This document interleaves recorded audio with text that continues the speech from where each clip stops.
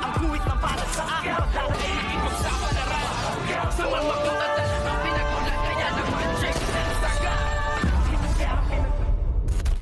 Good morning mga kachikas and welcome sa aking munting channel. Narito po ang ating mga pakaabangan at kapanapanabik na kaganapan dito nga sa FPJ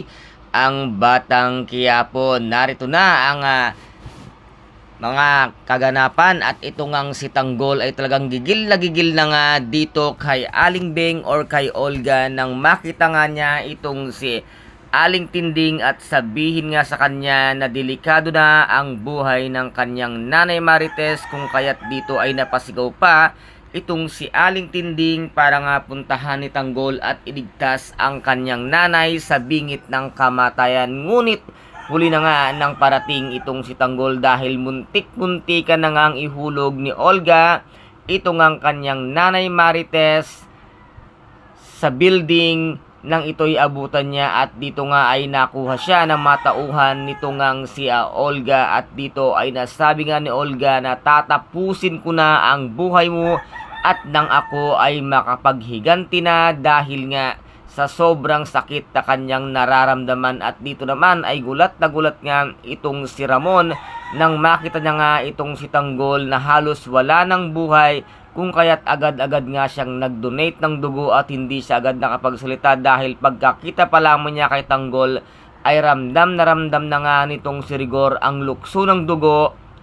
nito ngang si Ramon ang lukso ng dugo na talaga nga alam niya na anak niya nga itong si Tanggol dahil nga nung kabataan niya ay kitang-kita niya ang kanyang itsura dito at hindi siya makapaniwala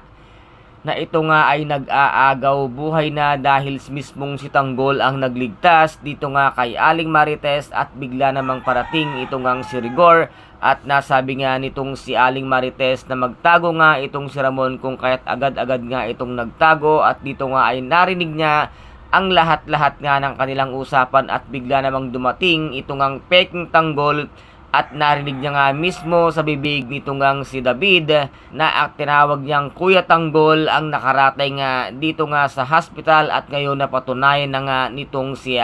Ramon ang katotohanan na ito palang Tanggol na nasa kanilang mansyon ay isang peki lamang at kapatid nga ito ni Tanggol kung kaya't dito siya lalong nagngingit-ngit sa galit dahil sabi niya nga niya na Marites patawarin mo ko na hindi ko kayang buhayin ang anak mong si David kung kaya't dito magsisimula na ngang magalit itong si Ramon dahil alam niya na ang katotohanan dahil mismong sa bibig nito ngang si David nanggaling ang salitang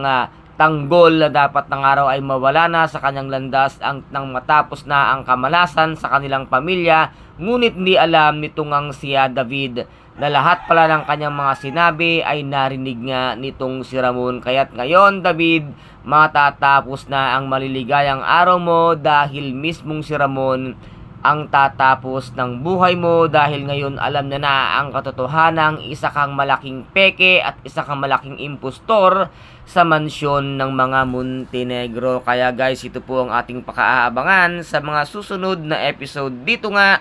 sa FPJ ang Batang Quiapo. At kung nagustuhan po ninyo ang aking videos for today, paki-subscribe na lamang po ng aking channel, paki-like and share para maging update kayo sa lahat ng gagawin kong videos. Maraming salamat po. Ingat, God bless and